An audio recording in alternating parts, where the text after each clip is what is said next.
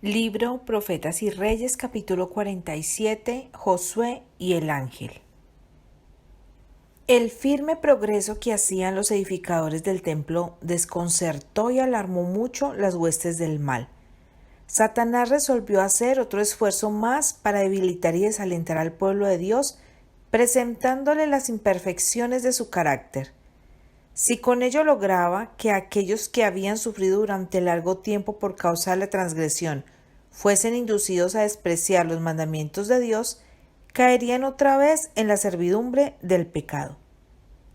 Por haber sido elegido Israel para conservar el conocimiento de Dios en la tierra, había sido siempre el objeto especial de la enemistad de Satanás, y éste se había propuesto causar su destrucción.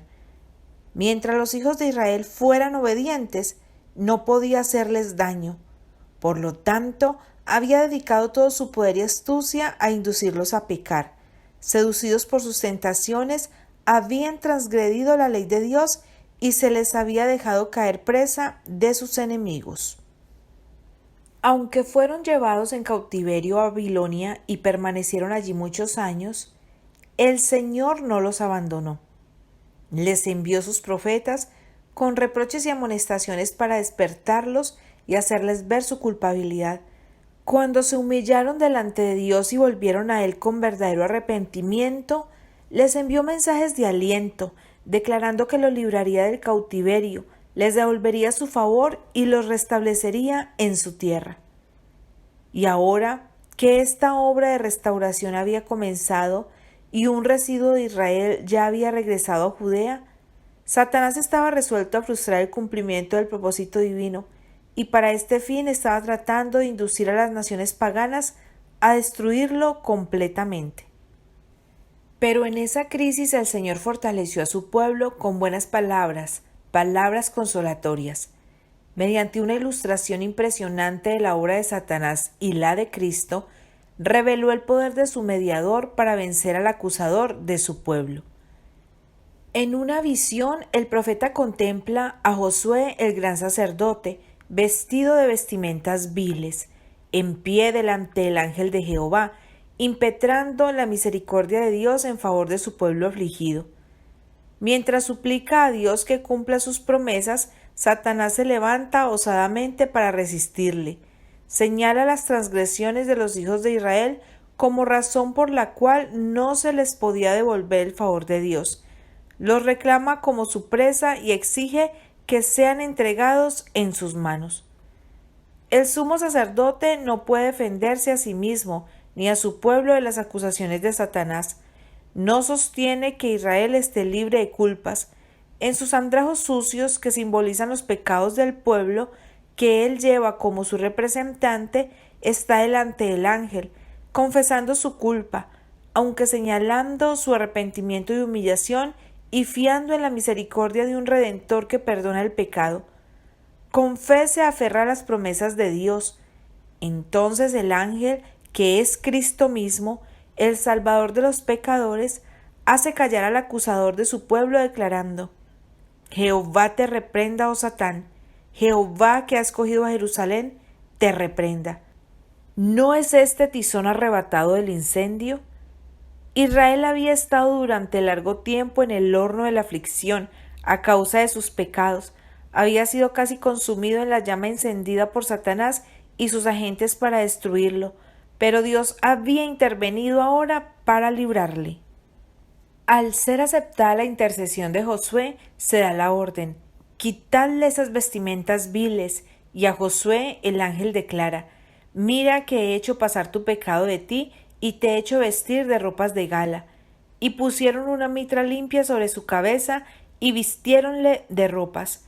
Sus propios pecados y los de su pueblo fueron perdonados. Israel había de ser revestido con ropas de gala, la justicia de Cristo que les era imputada. La mitra puesta sobre la cabeza de Josué era como la que llevaban los sacerdotes, con la inscripción Santidad a Jehová, lo cual significaba que a pesar de sus antiguas transgresiones, estaba ahora capacitado para servir delante de Dios en su santuario. El ángel declaró entonces: así dice Jehová de los ejércitos: Si anduvieres por mis caminos, y si guardares mi ordenanza, también tú gobernarás mi casa, también tú guardarás mis atrios, y entre estos que aquí están te daré plaza. Si obedecía, se le honraría como juez o gobernante del templo y todos sus servicios. Andaría entre ángeles que le acompañarían aún en esta vida y al fin se uniría a la muchedumbre glorificada en derredor del trono de Dios. Escucha pues ahora, Josué, gran sacerdote, tú y tus amigos que se sientan delante de ti, porque son varones simbólicos. He aquí yo traigo a mi siervo el pimpollo, vástago, brote. Era la esperanza de Israel. Era por la fe en el Salvador venidero como Josué y su pueblo recibían perdón. Por la fe en Cristo les era devuelto el favor de Dios. En virtud de sus méritos, si andaban en sus caminos y guardaban sus estatutos, serían varones simbólicos, honrados como los escogidos del cielo entre las naciones de la tierra. Así como Satanás acusaba a Josué y a su pueblo, en todas las edades ha acusado a los que buscaban la misericordia y el favor de Dios. Es el acusador de nuestros hermanos, el cual los acusaba delante de nuestro Dios día y noche. La controversia se repite acerca de cada alma rescatada del poder del mal y cuyo nombre se registra en el libro de la vida del Cordero. Nunca se recibe a alguno en la familia de Dios sin que ello excite la resuelta resistencia del enemigo. Pero el que era entonces la esperanza de Israel, así como su defensa, justificación y redención, es hoy también la esperanza de la Iglesia. Las acusaciones de Satanás contra aquellos que buscan al Señor no son provocadas por el desagrado que le causen sus pecados. El carácter deficiente de ellos le causa regocijo, porque sabe que sólo si violan la ley de Dios puede él dominarlos. Sus acusaciones provienen únicamente de su enemistad hacia Cristo. Por el plan de salvación, Jesús está quebrantando el dominio de Satanás sobre la familia humana y rescatando almas de su poder. Todo el odio y la malicia del jefe de los rebeldes se encienden cuando contempla la evidencia de la supremacía de Cristo y con poder y astucia infernales obra para arrebatarle los hijos de los hombres que han aceptado la salvación. Induce a los hombres al escepticismo, haciéndoles perder la confianza en Dios y separarse de su amor. Los tienta a violar su ley. Luego los reclama como cautivos suyos y disputa el derecho de Cristo a quitárselos. Satanás sabe que aquellos que buscan a Dios fervientemente para alcanzar perdón y gracia los obtendrán. Por lo tanto, les recuerda sus pecados para desanimarlos. Constantemente busca motivos de queja contra los que procuran obedecer a Dios. Trata de hacer aparecer como corrompido aún su servicio mejor y más aceptable. Mediante estratagemas incontables y de las más sutiles y crueles, intenta obtener su condenación. El hombre no puede por sí mismo hacer frente a estas acusaciones del enemigo. Con sus ropas manchadas de pecado, confiesa su culpabilidad delante de Dios. Pero Jesús, nuestro abogado, presenta una súplica eficaz en favor de todos los que mediante el arrepentimiento y la fe le han confiado la guarda de sus almas. Intercede por su causa y vence a su acusador con los poderosos argumentos del Calvario. Su perfecta obediencia a la ley de Dios le ha dado toda potestad en el cielo y en la tierra, y él solicita a su Padre misericordia y reconciliación para el hombre culpable. Al acusador de sus hijos declara: Jehová te reprenda, oh Satanás. Estos son la compra de mi sangre, tizones arrancados del fuego, y los que confían en él con fe reciben la consoladora promesa: mira que he hecho pasar tu pecado de ti y te he hecho vestir de ropas de gala. Todos los que se hayan revestido del manto de la justicia de Cristo subsistirán delante de él como escogidos fieles y veraces. Satanás no puede arrancarlos de la mano de Cristo. Este no dejará que una sola alma que con arrepentimiento y fe haya pedido su protección caiga bajo el poder del enemigo.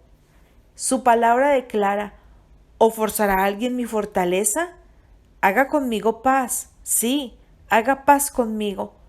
La promesa hecha a Josué se dirige a todos: si guardares mi ordenanza, entre estos que aquí están, te daré plaza. Los ángeles de Dios irán a cada lado de ellos, aún en este mundo, y ellos estarán al fin entre los ángeles que rodean el trono de Dios.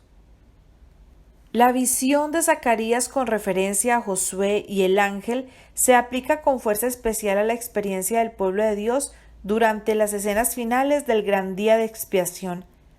La iglesia remanente será puesta entonces en grave prueba y angustia. Los que guardan los mandamientos de Dios y la fe de Jesús sentirán la ira del dragón y de su hueste. Satanás considera a los habitantes del mundo súbditos suyos. Ha obtenido el dominio de muchos cristianos profesos, pero allí está ese pequeño grupo que resiste su supremacía. Si él pudiese borrarlo de la tierra, su triunfo sería completo. Así como influyó en las naciones paganas para que destruyesen a Israel, pronto incitará a las potestades malignas de la tierra a destruir al pueblo de Dios. Se requerirá de los hombres que rindan obediencia a los edictos humanos en violación de la ley divina. Los que sean fieles a Dios y al deber serán amenazados, denunciados y proscritos. Serán traicionados por padres y hermanos y parientes y amigos. Su única esperanza se cifrará en la misericordia de Dios. Su única defensa será la oración. Como Josué intercedía delante del ángel, la iglesia remanente, con corazón quebrantado y ardorosa fe, suplicará perdón y liberación por medio de Jesús, su abogado. Sus miembros serán completamente conscientes del carácter pecaminoso de sus vidas, verán su debilidad e indignidad y mientras se miren a sí mismos, estarán por desesperar. El tentador estará listo para acusarlos, como estaba listo para resistir a Josué. Señalará sus vestiduras sucias, su carácter deficiente. Presentará su debilidad e insensatez, su pecado de ingratitud, cuán poco semejantes a Cristo son, lo cual ha deshonrado a su Redentor. Se esforzará por espantar a las almas con el pensamiento de que su caso es desesperado, de que nunca se podrá lavar la mancha de su contaminación. Esperará destruir de tal manera su fe que se entreguen a sus tentaciones y se desvíen de su fidelidad a Dios. Satanás tiene un conocimiento exacto de los pecados que por sus tentaciones ha hecho cometer a los hijos de Dios e insiste en sus acusaciones contra ellos. Declara que por sus pecados han perdido el derecho a la protección divina y reclama el derecho de destruirlos. Los declara tan merecedores como él mismo de ser excluidos del favor de Dios. Son estos, dice, los que han de tomar mi lugar en el cielo y el lugar de los ángeles que se unieron a mí. Profesan obedecer la ley de Dios, pero ¿han guardado sus preceptos? ¿No han sido amadores de sí mismos más que de Dios? ¿No han puesto sus propios intereses antes que su servicio? ¿No han amado las cosas del mundo? Mira los pecados que han señalado su vida. Contempla su egoísmo, su malicia, su odio mutuo. ¿Me desterrará Dios a mí y a mis ángeles de su presencia y sin embargo recompensará a los que fueron culpables de los mismos pecados? Tú no puedes hacer esto con justicia, oh Señor. La justicia exige que se pronuncie sentencia contra ellos. Sin embargo, aunque los seguidores de Cristo han pecado, no se han entregado al dominio de los agentes satánicos. Se han arrepentido de sus pecados, han buscado al Señor con humildad y contrición, y el abogado divino intercede en su favor. El que más fue ultrajado por su ingratitud, el que conoce sus pecados y también su arrepentimiento, declara: Jehová te reprenda, oh Satán. Yo di mi vida por estas almas. Sus nombres están esculpidos en las palmas de mis manos. Pueden tener imperfecciones de carácter, pueden haber fracasado en sus esfuerzos, pero se han arrepentido y las he perdonado y aceptado. Los asaltos de Satanás son vigorosos, sus engaños terribles, pero el ojo del Señor está sobre sus hijos. La aflicción de estos es grande, las llamas parecen estar a punto de consumirlos, pero Jesús los sacará como oro probado en el fuego. Su índole terrenal debe ser eliminada para que la imagen de Cristo pueda reflejarse perfectamente. Puede parecer a veces que el Señor olvidó los peligros de su iglesia y el daño que le han hecho sus enemigos, pero Dios no olvidó. Nada hay en este mundo que su corazón aprecie más que su iglesia. No quiere que una conducta mundanal de conveniencias corrompa su foja de servicios. No quiere que sus hijos sean vencidos por las tentaciones de Satanás. Castigará a los que le representen mal, pero será misericordioso para con todos los que se arrepientan sinceramente. A los que le invocan para obtener fuerza con que desarrollar un carácter cristiano, les dará toda la ayuda que necesiten. En el tiempo del fin, los hijos de Dios estarán suspirando y clamando por las abominaciones cometidas en la tierra. Con lágrimas advertirán a los impíos el peligro que corren al pisotear la ley divina, y con tristeza indecible y penitencia se humillarán delante del Señor. Los impíos se burlarán de su pesar y ridiculizarán sus solemnes súplicas. Pero la angustia y la humillación de los hijos de Dios dan evidencia inequívoca de que están recobrando la fuerza y nobleza del carácter perdidas como consecuencia del pecado. Porque se están acercando más a Cristo y sus ojos están fijos en su perfecta pureza, disciernen tan claramente el carácter excesivamente pecaminoso del pecado. La mansedumbre y humildad de corazón son las condiciones indispensables para obtener fuerza y para alcanzar la victoria. Una corona de gloria aguarda a los que se postran al pie de la cruz. Los fieles que se encuentran orando están, por así decirlo, encerrados con Dios. Ellos mismos no saben cuán seguramente están escudados. Incitados por Satanás, los gobernantes de este mundo procuran destruirlos, pero si pudiesen abrírsele los ojos, como se abrieron los del siervo de Eliseo en Dotán, verían a los ángeles de Dios acampados en derredor de ellos, manteniendo en jaque a la hueste de las tinieblas.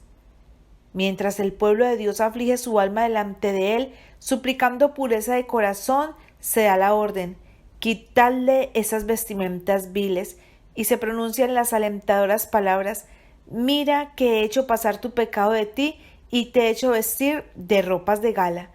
Se pone sobre los tentados y probados, pero fieles, hijos de Dios, el manto sin mancha de la justicia de Cristo. El remanente despreciado queda vestido de gloriosos atavíos que nunca han de ser ya contaminados por las corrupciones del mundo. Sus nombres permanecen en el libro de la vida del Cordero, registrados entre los fieles de todos los siglos. Han resistido los lazos del engañador, no han sido apartados de su lealtad por el rugido del dragón. Tienen ahora eterna y segura protección contra los designios del tentador. Sus pecados han sido transferidos al que los instigara. Una mitra limpia es puesta sobre su cabeza. Mientras Satanás ha estado insistiendo en sus acusaciones, los ángeles santos invisibles han ido de un lado a otro, poniendo sobre los fieles el sello del Dios viviente. Estos son los que están sobre el monte de Sión con el Cordero, teniendo el nombre del Padre escrito en sus frentes. Cantan el nuevo himno delante del trono, ese himno que nadie puede aprender sino los 144,000 que fueron redimidos de la tierra. Estos, los que siguen al Cordero por donde quiera que fuere, estos fueron comprados de entre los hombres por primicias para Dios y para el Cordero, y en sus bocas no ha sido hallado engaño, porque ellos son sin mácula delante del trono de Dios. Entonces se cumplirán del todo estas palabras del ángel. Escucha pues ahora, Josué, gran sacerdote, tú y tus amigos que se sientan delante de ti, porque son varones simbólicos. He aquí yo traigo a mi siervo el pimpollo. Cristo es revelado como el Redentor y libertador de su pueblo. Entonces serán en verdad los que forman parte del remanente varones simbólicos. Cuando las lágrimas y la humillación de su peregrinación sean reemplazadas por el gozo y la honra en la presencia de Dios y del Cordero. En aquel tiempo el renuevo de Jehová será para hermosura y gloria, y el fruto de la tierra para grandeza y honra a los librados de Israel. Y acontecerá que el que quedare en Sión y el que fuere dejado en Jerusalén será llamado santo, todos los que en Jerusalén están escritos entre los vivientes.